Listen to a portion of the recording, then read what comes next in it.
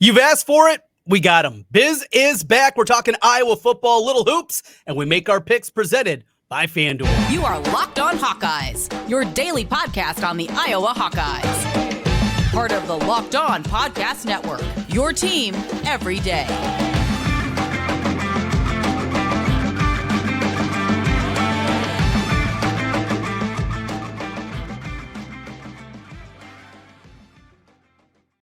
And I'm Trent Condon. That's Biz, and this is the Locked On Hawkeyes podcast. Thanks for making Locked On Hawkeyes your first listen every day. We're available wherever you find podcasts. You can also watch us on YouTube. While you're there, hit the subscribe button. Helps us get in front of more Hawkeye fans. Today's episode is brought to you by the Game Time app. Download the Game Time app, create an account, and use code LOCKEDONCollege for $20 off your first purchase. Biz, what's happening? Good Christmas? Yeah.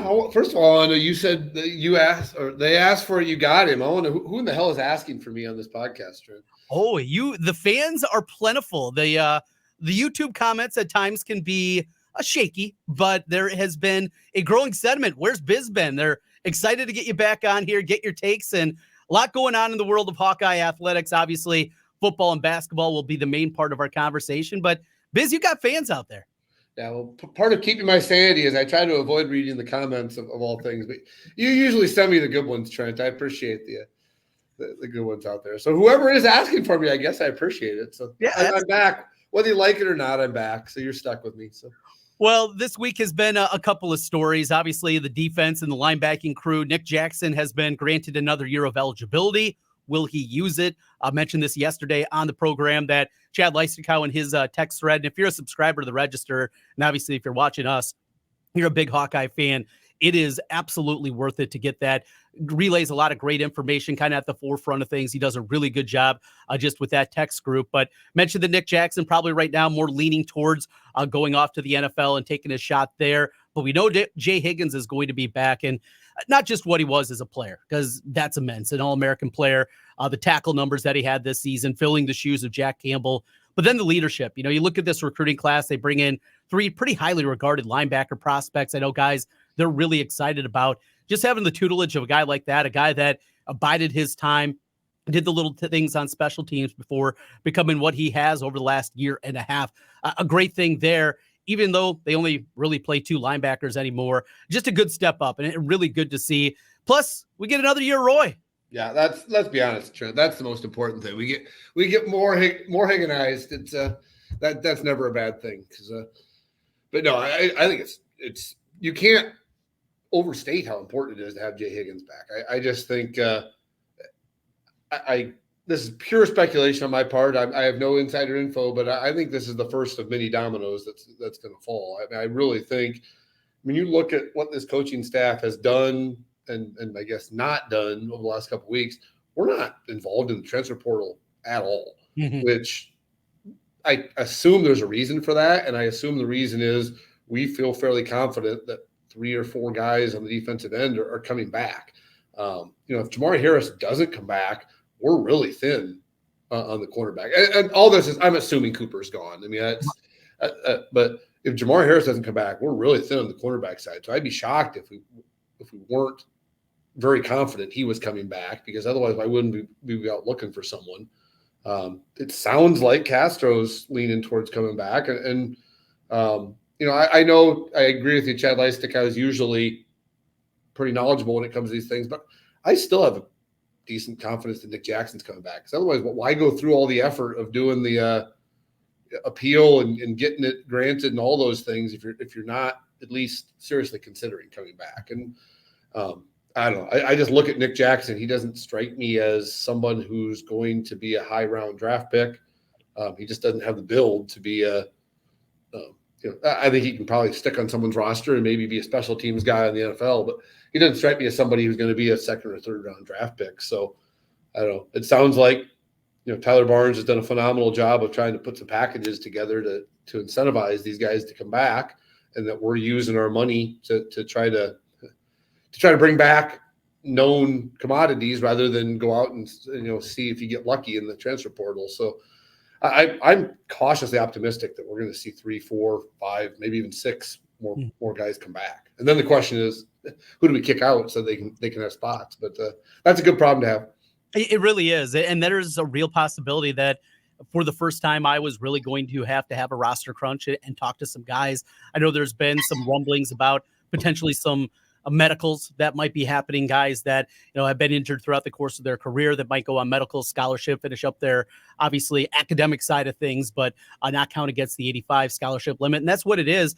One guy that is in the portal right now that I was interested in a year ago, the kid that ended up at Boston College, he was a Harvard grad transfer guy, does have 1 year of eligibility. He's back in there after 1 year at BC, a cornerback that maybe would make some sense that they had a relationship with from last season. But even with that, reading over at Hawkeye Report, Blair Sanderson, who does a lot of the recruiting work, he says, as far as he knows, there hasn't been an offer to any portal player at this point. It goes to your point there, what Tyler Barnes has been doing. He talked about this in the recruiting day, signing day press conference, that he's just been working on these 6 guys and the real potential of them coming back.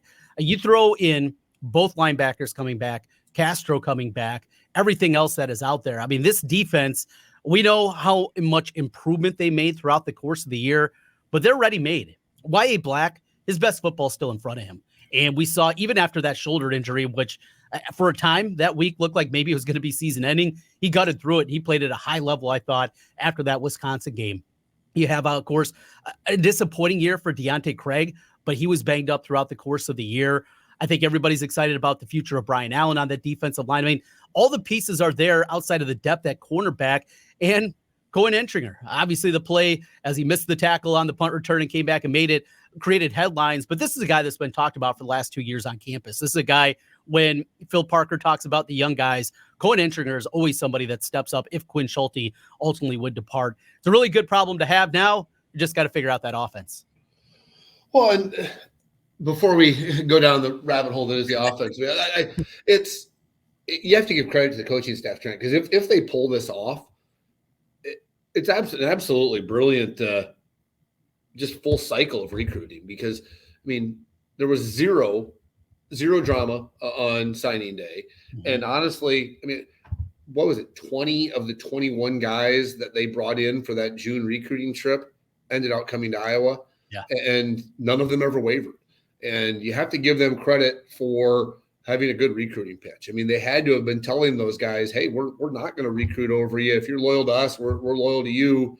And they all did. They all stayed true and ended up being a top 30, right around 30 recruiting class, which for Iowa, I think is about as good as you can ask for. I mean, 25 probably are absolute ceiling. And that's only if you get a guy like a Proctor or somebody that bumps up those rankings. But 30 is as good as you can ask for Iowa.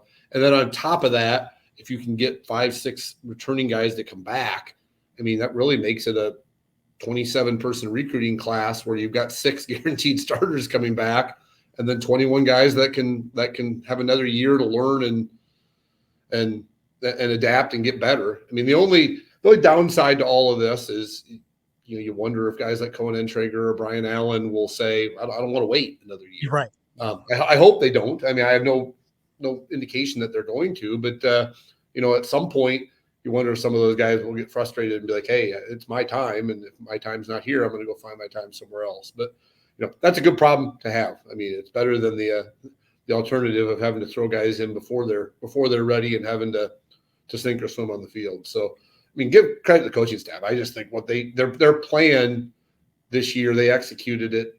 It looks like they executed it perfectly. I mean, again, we may come back here a week and be like, well, never mind, none of these guys came back. But I mean, the fact that Higgins came back, I just think is the first of some dominoes. I think you're going to get at least 3 or 4 of those guys back. Well, Biz mentioned it. It's the other side of the football that the concerns lie. Decisions still to be made about Luke Lachey, maybe Eric All coming back, but still work to be done on that side of the football, and it'll be done with the new offensive coordinator. We'll talk a little bit about that as we continue. Get into the offense. Talk about the bowl game. We got hoops coming up, plus our picks as we continue. This is the Locked On Hawkeyes Podcast. Today's episode is brought to you by the Game Time app. You shouldn't have to worry about buying tickets for your next big event. Game Time is the fast and easy way to buy tickets for all the sports, music, comedy, and theater events near you. They have killer last-minute deals, all-in prices, views from your seat, and their best price guarantee. Game Time takes the guesswork out of buying tickets. Went up to the Twins playoff game this fall. What did I use? Game Time. What I loved about it is a chance to see exactly where your seat's going to be. And yes, I actually got to see the Twins win a playoff game. How amazing was that? Game Time has deals on tickets right up until the start of the event, even an hour after it starts. It's the place to find last-minute ticket deals. Take the guesswork out of buying tickets with Game Time. Download the Game Time app, create an account, and use code LOCKEDONCollege for $20 off your first purchase. Once again, that is LOCKEDONCollege for the promo code with the Game Time app. Terms apply. Download Game Time today. Last-minute tickets, lowest price guaranteed. Trent and Biz back with you once again here on the Locked On Hawkeyes podcast. As always, thanks for making Locked On Hawkeyes your first listen every day. Biz, the offense, it will be new. It will be different. I want to start right there because there's a narrative that, well, nothing will change. Nothing will be different. And it's crazy to me because you look at the three offensive coordinators, all three of their schemes were different. Now, there are basic tenets of Kirk Ferentz football that you have to rely upon, but we even saw the evolution this year of a new running scheme and what they did. Zone blocking in the outside zone basically became a small portion of their playbook. So they were able to evolve there, but the passing schemes for Ken O'Keefe and Brian Ferentz and Greg Davis in between were all completely different. We're going to see something different here. So right there, it's not just going to be the same old, because all offensive coordinators have had at least a little bit of ability to show what they want to do, at least in the passing scheme. Yeah, and to me, honestly, Trent, we talk about this all the time, but to me, it all comes down to what our offensive line does. Iowa football is never going to be USC. They're never going to be Oregon. They're never going to have just athletes all over the field. So if we're going to be successful on the offensive side of the ball, it comes down to an offensive line because we're always going to want to be run first. We're always going to want to be, play off the run. And the second half of the year, we did that better. Where we want to be? No, but we finally saw some glimpses of that offensive line taking some steps in the right direction. And, whoever comes in, whether it's Chris, Philbin, whoever it is, I think they've all shown that they want to establish a running game, and that starts at the offensive line. But I agree with you. There's going to be some differences. To me, I know people, there's certain fans out there that complain when they hear the name Paul Chryst. He would be, to me, an absolute home run hire. Yeah. Sounds like it's probably going to be Philbin maybe instead of Chryst. But to me, I think Chryst checks all the boxes for what I want for offensive coordinator because A, he's got some experience with quarterbacks. Mm-hmm. B, he's called plays forever. C, he's outside the coaching tree. And that, to me, is the one thing I really want. You're talking about wanting some differences. I'd like to have somebody that's coming in with some different perspectives and some different ideas. Not saying Joe Philbin won't, because Joe Philbin hasn't been in the coaching tree for 20 years. But I don't know. I just think Paul Chryst would come in and really be able to mold some of the things he did at Wisconsin with what we want to do here and create, I think, the perfect offense for what we're looking for, which is a run-based offense that plays off play action, but also is willing to take some shots and do some things. And the fact of the matter is Wisconsin has had pretty good success with quarterbacks when he was there. Mm-hmm. Did they have superstars? Absolutely not. But Iowa's not going to have superstars either. But they got the most out of their quarterbacks when Paul Chryst was there. Were they dynamite? No, but they got better and they improved. So to me, that's the top of my list is Paul Chryst. I know it's not a sexy, exciting hire, but I would love to have Paul Chryst as offensive coordinator.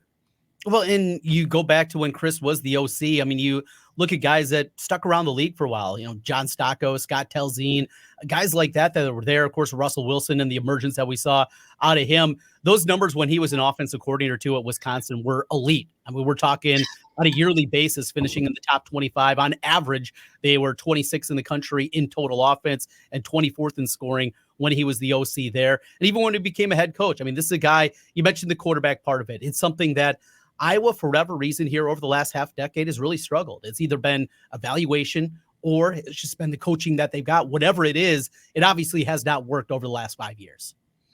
Well, and he's the one guy, you go back in history, and he's the one guy that's had Phil Parker's number too. I mean, Phil Parker's had fits with trying to stop Wisconsin over the years. And eventually, most people are listening probably know the story, but it was the 2019 game where we finally said, they came back and beat us. They went 3 wide late in the game and they changed up some of their tendencies.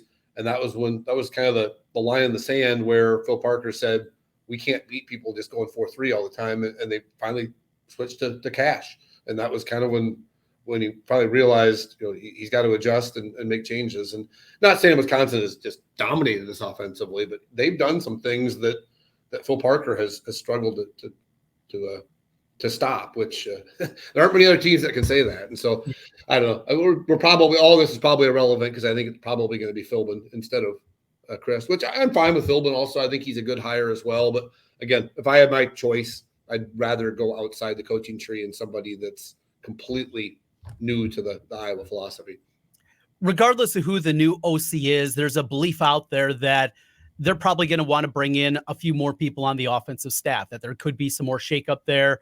The real possibility, whatever coach it may be. Now, you kind of look through. Do you see anything happening to Liddell Betts? No. Abdul Hodge? No.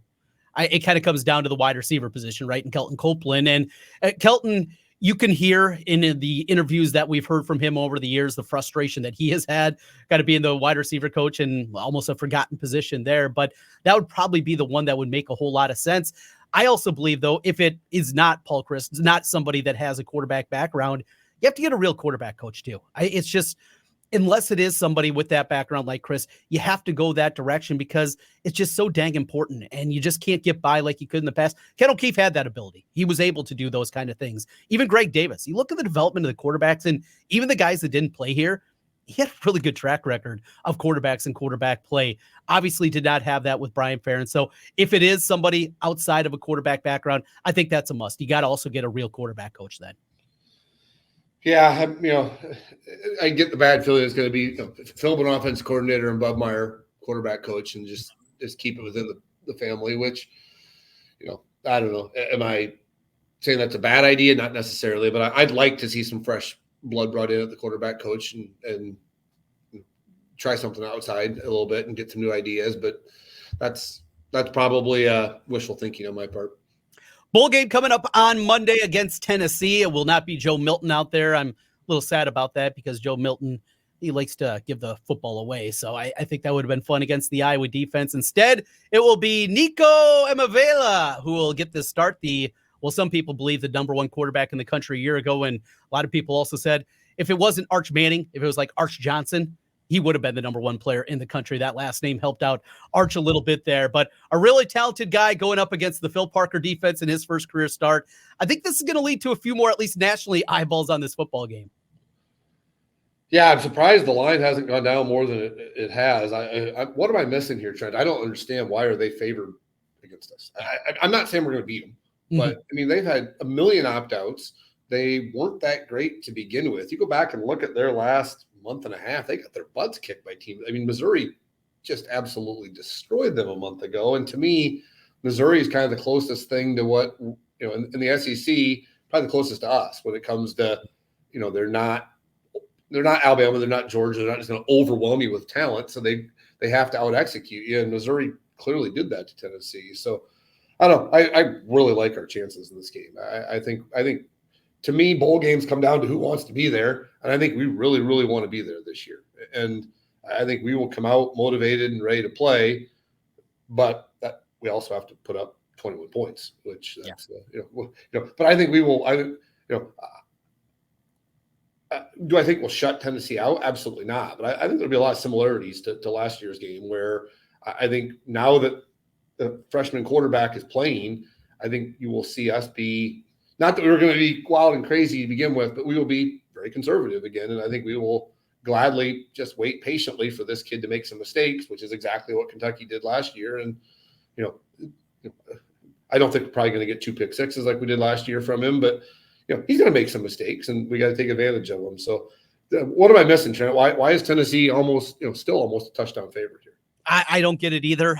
It went below the touchdown and went through the key number yesterday after the news that Milton wasn't going to play. But I thought we would see more of a drop. I thought we'd also see a bigger drop in the total in this football game. It went from 36 to down to 35 pretty much across the board as I look right now. Fan Duel has it 35.5. Circa has it at 35. So, I was surprised by that. I like the under going into the game. I like it certainly even more, even with that one. It's going to be an Iowa football game. And yeah, Tennessee's going to go up tempo and they're going to move quick and they're probably going to get a few things. But then you get into the other component, what Iowa does with red zone defense. And after they have those drives, how Iowa's been able to hunker down, they're probably going to be a feeling out process. I think you'll see Tennessee probably get on the board early. Now, does the Iowa offense have anything? Is there anything there? And the final go around for Brian Ferentz, is this finally the time for the explosion? No, it's not. I mean, and honestly, now that Milton's not quarterbacking, there's no reason for this play. I just don't see this Tennessee team with a true freshman quarterback being overly risky themselves either. And I mean, I think you're going to see a close, low-scoring game. I mean, do I think we're going to win? Not necessarily, but do I think we can cover a touchdown or keep it close throughout the game? Absolutely. I feel like this is going to be yet another in the long list of 13 to 10 Iowa football games. Whether we get the 13 or the 10 is the question. Right there with you. You mentioned the opt-outs coming up in this game for Tennessee. We mentioned Joe Milton. They're starting defensive end. They're starting safety. They're starting cornerback. They're slot cornerback. 2 other backup cornerbacks are not going to be playing out this game. A couple of reserve offensive linemen. And then the opt-outs with Joe Milton, Jalen Wright, their top running back, and their backup running back in Jabari Small. It's going to be a different look out there. And that thing, I think you nailed it, Biz. 13-10 one way or the other. I'm right aboard with you on that. We'll continue here on Locked On Hawkeyes, talk a little hoops. Is there any hope for this team as they get ready for their final non-conference game to, at minimum, get us back in the bubble and get us excited? We'll also make our picks, our favorite bowl pick going forward, and we'll talk a little bit about Iowa against the line. We'll do that as we continue. This is the Locked On Hawkeyes Podcast. Today's episode of Locked On Hawkeyes is brought to you by the Fan Duel Sportsbook. As the weather gets colder, the NFL offers stay hot on Fan Duel. Right now, new customers get $150 in bonus bets with any winning $5 moneyline bet. That's $150 if your team wins. That's right. Don't have to worry about the point spread. Just put in that moneyline bet. If they win, $150 in bonus bets in your account. If you've been thinking about joining FanDuel, there's no better time to get in on the action. The app is easy to use. If you're new to sports wagering, you'll be able to figure out incredibly easy and a wide range of betting options, including the point spreads, player props, over-unders, futures markets, and a whole lot more. So visit FanDuel.com/lockedon to continue what has been a great NFL season. Once again, that's FanDuel.com/lockedon. FanDuel, official partner of the NFL. Trent and Biz back with you one final time. We'll make our picks here presented by FanDuel. But before that, Biz, a little basketball talk with you. 2 non-conference games that, well, did what they're supposed to, I guess, against a couple of tomato cans. Those struggles the last time out. It's Northern Illinois. This is the best of these bye games that they have, the best opponent they'll face. It doesn't say that Northern Illinois is very good, but Ken Pomeroy has them favored by 15 in this game. Regardless of that, though, go out, get the win, get ready for conference play. The big question, is there any chance this team can, at minimum, get back in the bubble? You know, we're sitting in, say, the middle of February and saying, hey, you know what? If they win 4 of their last 6 and win a game in the Big Ten, something like that, is that even a realistic possibility with this squad?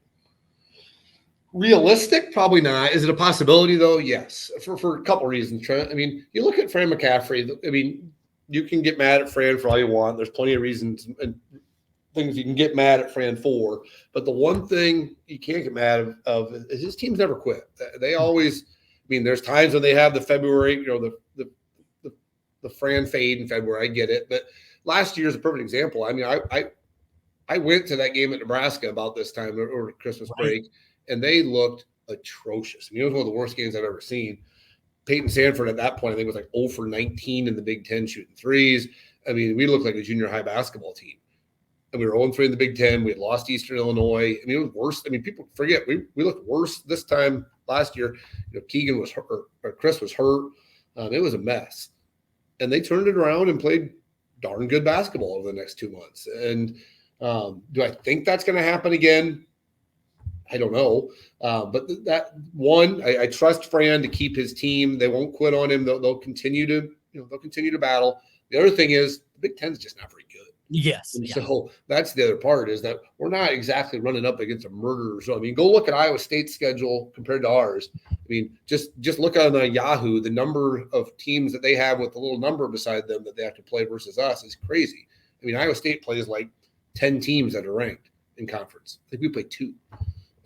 And one of them is Wisconsin. I mean, Wisconsin's ranked like 23rd right now. So, do I think it's a realistic possibility? No. Do I think it's a possibility? Absolutely. I mean, Fran's track record is he keeps these teams together. There's a lot of times, almost every year, with Iowa basketball, like, man, things could fall apart quickly, and they never do. He usually keeps them in there. So, do I think we're going to make the tournament? No. Do I think we can stay on the bubble? Yeah, I think we can. I think he'll find a way. They'll battle through. Go look at our schedule. I mean, we play Wisconsin. I'll pull it up here real quick, but we play Wisconsin on the road next, or after the next Big Ten game. After that, you've got a winnable stretch of 5-6 games in a row. I mean, we're probably going to be 0-3 in the Big Ten after the Wisconsin game. Yep. But then after that, you get Rutgers at home, not very good. Nebraska at home, not very good. Okay. At Minnesota, probably one of the 2 or 3 worst teams in the Big Ten. Yep. I mean, then you get Purdue at home, which you're going to lose. But then you get Maryland at home, and they're very, very mediocre. And then you get Michigan again, which is very mediocre. I mean, you find a way to win 4 of those 6. All of a sudden, you're 4-5 in the Big Ten, and you're in there. Yeah. So you got to win. I mean, the Michigan game really hurt because Michigan's bad. I was at that game. They were not a good team. But I don't know. You find your way to 4-5 or even 4-6 at the halfway point. You're at least in the battle. So. That's a long way of saying, Trent, I'm not confident, but yeah, there's a possibility. And you mentioned the down nature of the Big Ten, coupled with Iowa not getting a great victory, obviously, the non-conference. They're likely going to have to finish 11-9 or better just because of the down nature of the Big Ten this year. Unless, I mean, you're talking about, they went 10-10 and they also beat Purdue and beat Illinois and got to win against Wisconsin. If they do something like that, it changes the conversation. But the likely scenario, you wouldn't maybe get one of those games and then go 11-9. That's probably going to be the path there for the Hoops. We'll talk a little bit more of basketball in the coming weeks ahead. But before we get out of here, Biz, it's time to make our pick for the bowl game. Your favorite bet still on the board. Can't get SMU right now as that one's underway. How about the 10 a.m. Central Time kickoff for that one? It's been fun here the last couple of days, getting some major conference teams back in there.